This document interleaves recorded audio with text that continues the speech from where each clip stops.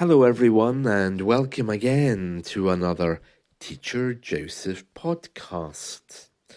Well, today we want to examine authentic learning. What does that look like, and how is it different from other kinds of learning? Authentic learning involves feeling, it involves deeper topics. It involves being a little bit vulnerable because you're giving your point of view about something.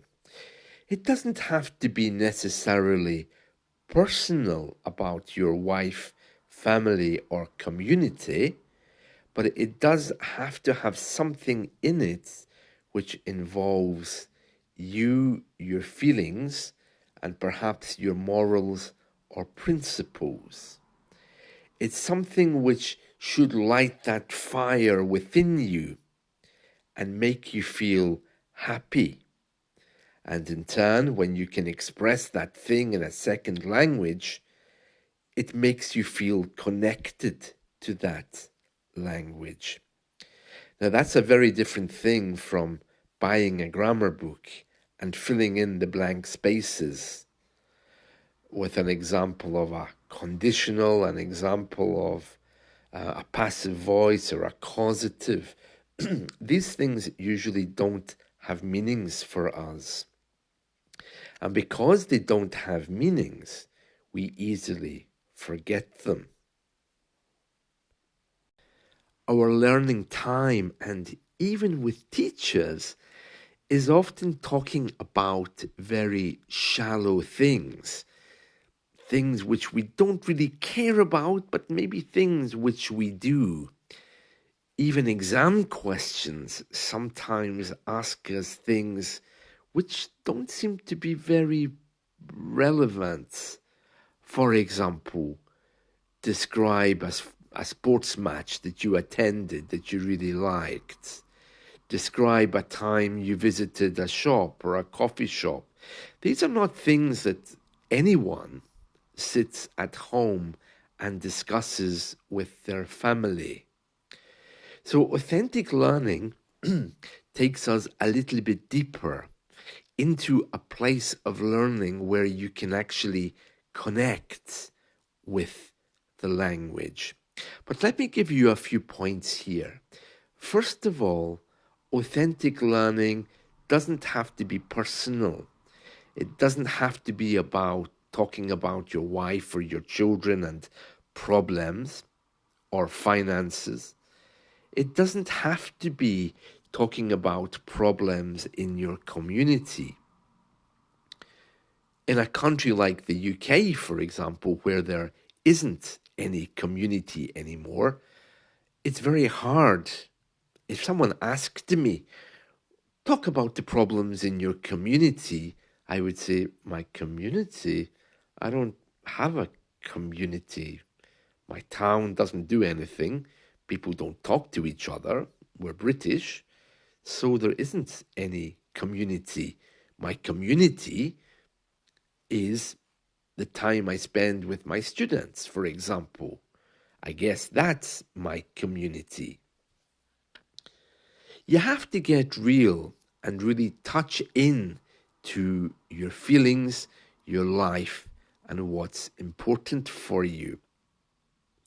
One good way of doing this is by asking your teacher to discuss topics which have a greater authenticity for you. So, for example, there's a website, esldiscussions.com. It has a lot of topics, and within each topic, it has 10 questions to try and make you think about how you feel about the topic. And this is a great way to get some kind of authentic conversation. That's point number one. Point number two about authentic conversations and authenticity is that you need to be prepared to be vulnerable. That means passing information that you might be a bit uncomfortable with. So, for example, if a teacher asks you, what do you think about, let's say, romantic relationships? Okay. You don't need to talk about your romantic relationship, but if you come from a community where arranged marriages are more common, you need to be a little bit vulnerable to be open-minded enough to talk about these kinds of issues. That's how we grow, by giving our opinion authentically, rather than just trying to, as we say in English, wing it.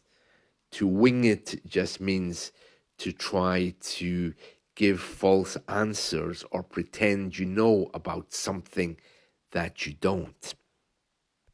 So, authenticity in conversations is really important.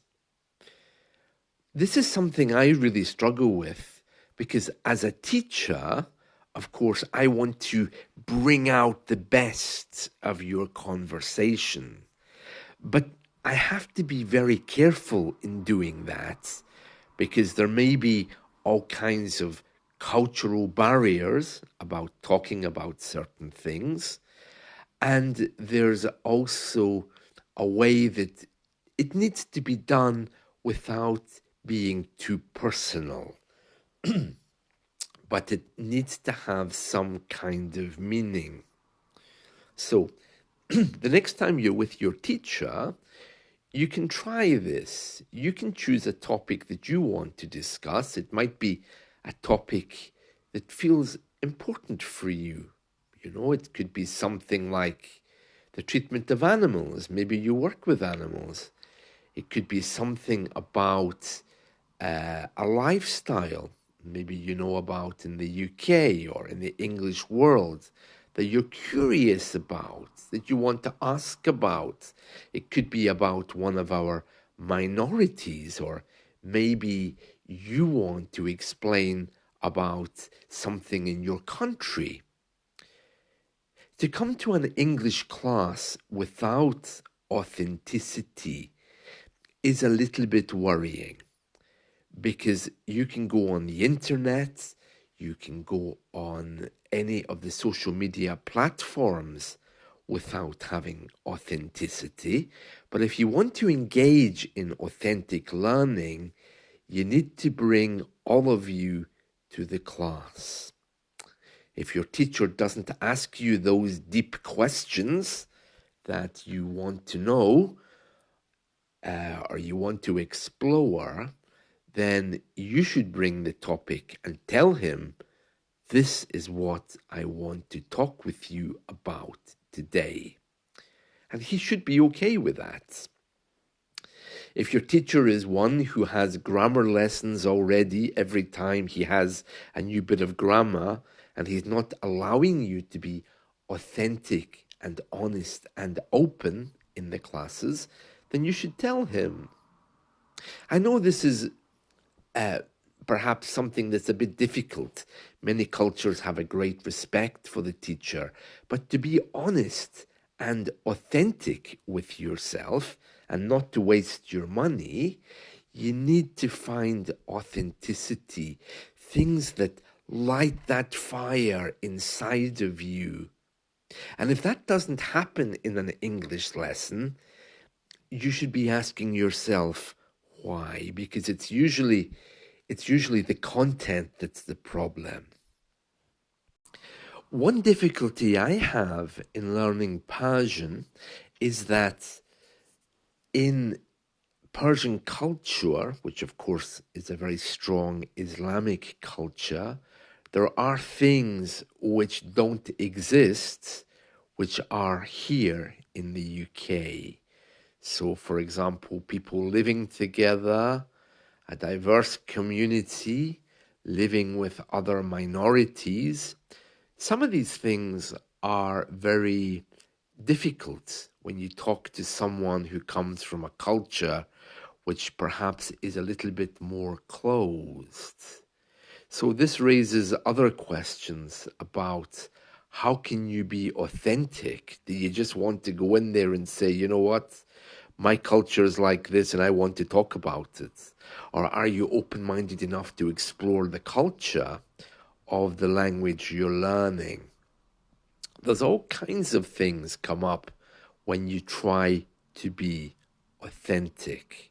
But I'm telling you all of this to try to move away from the books to get into something a little bit deeper.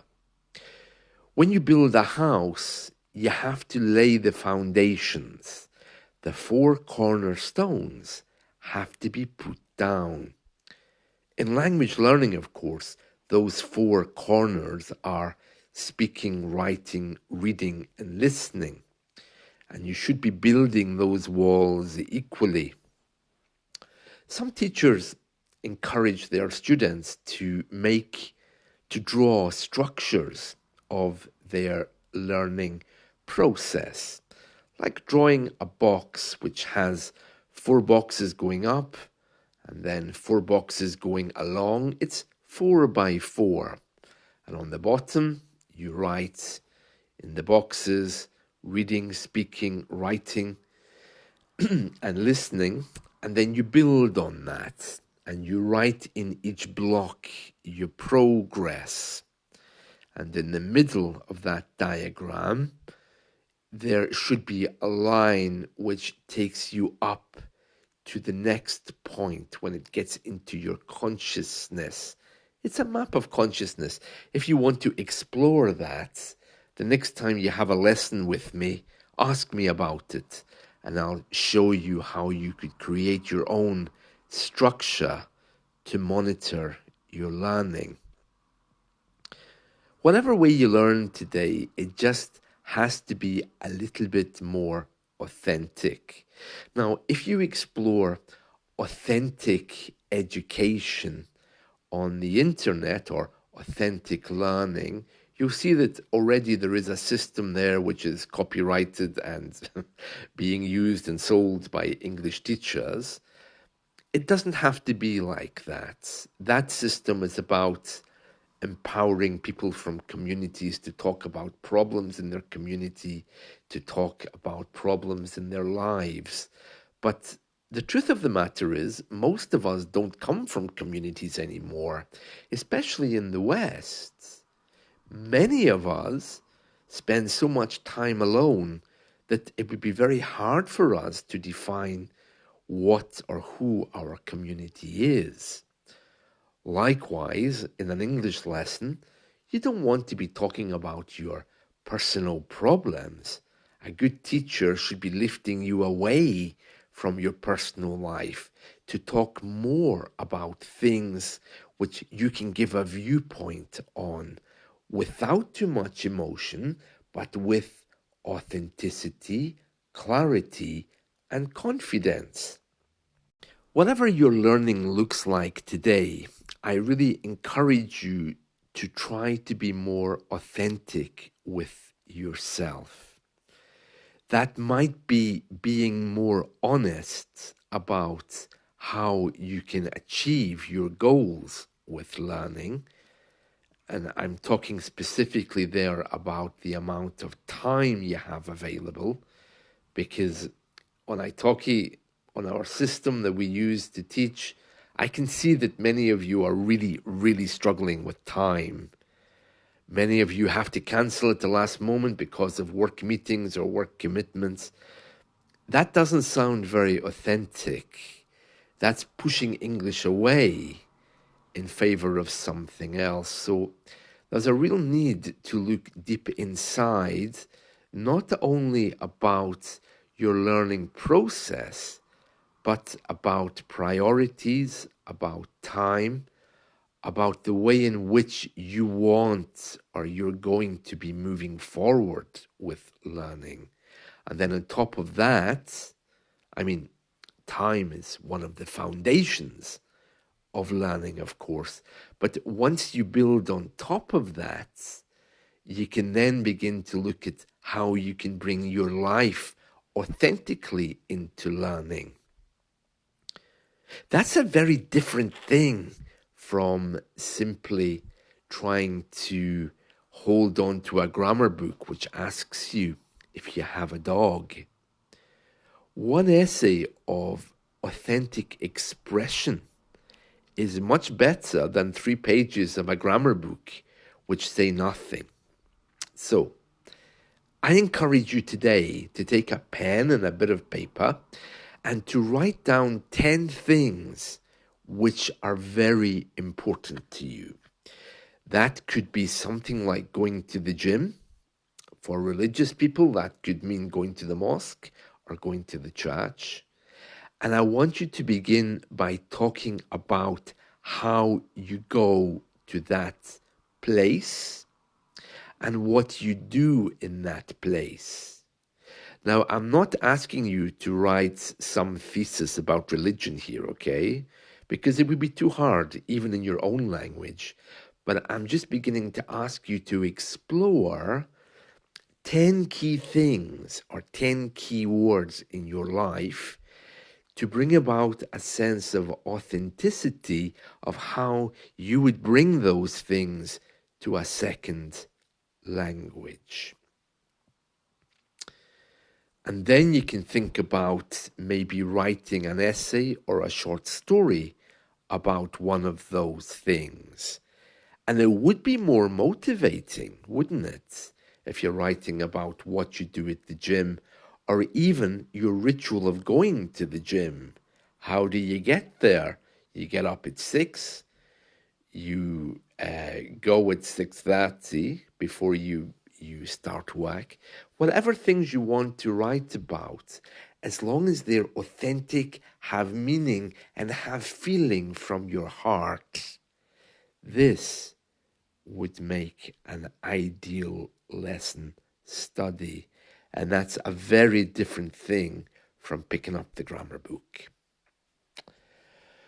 Well, I hope that's given you some kind of introduction into authentic learning. It's really important, and you might think, well, no, I just want to learn English. But if you don't connect your life with it, you're not going to get very far, especially if you're older or if you're sensitive. I hear this a lot. Oh, my English is going nowhere. I don't know how to make it better. I don't know what to do next with my English, how to push it forward. And then I simply ask the question, does your learning process match what your values are? And usually the answer is no. I'm reading a book because it's English, because it's Harry Potter. Do you like Harry Potter? Well, no, not really, but my teacher said I should read it. That doesn't really show authenticity. That just shows following commands.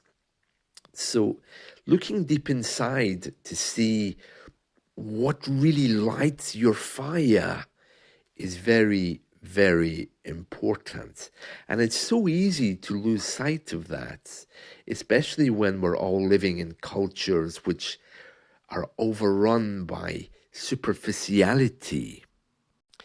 There is one thing I really admire about some students. They're not afraid to say what they think. The other day, I gave an essay to someone about animals. I told them, tell me about your favorite animals or how animals are in your country. And the person replied, that sounds really boring. Can I write about something else? And I said, of course, of course. Tell me, what's your passion and write about it. There's no point going to a teacher and paying a lot of money for him to ask you to do something which you wouldn't normally do anyway, you know? I mean, in your own country, if someone said to you, for example, I want you to write an essay about farming, and you live in the middle of the city, what would you say? You'd say, why would I want to do that? So why would you want to do that in a second language? Authenticity is one very, very key points. And if you're making friends and language partners in a second language, my advice to you is to be extremely, brutally honest from the very beginning. Because when it comes to other cultures, you're always going to find people who like you for some reason and people who don't for some reason. But the more honest and authentic you can be with people, the more you're giving them the chance to decide what kind of person you are. So it's just something to think about. So learning with clarity, authenticity, and meaning is something that you should expect from your teacher. And if your teacher really is just asking you things that you think, well, I don't want to talk about that thing today, tell him. Just say, well, I have no feelings on this. Sorry. So I don't want to talk about it. A good teacher will never, ever talk to you about politics or directly subjects directly related to politics or religion, but they might explore with you what your feelings are on particular topics and allow you the freedom to bring and explore those topics also. It's your money, it's your time. Why would you not want to be authentic with that? All right, that's it from me. So I'll catch up with you all again soon. I'm aware this podcast has been longer than usual, but I had a lot to say about authenticity today. I'll try to make longer podcasts from time to time. Some of you are telling me keep it 5 minutes. Some of you are telling me no, 20 minutes, half an hour, please. So maybe once a week I'll try to bring in something a bit longer. There we are. That's it. See you all soon. Bye.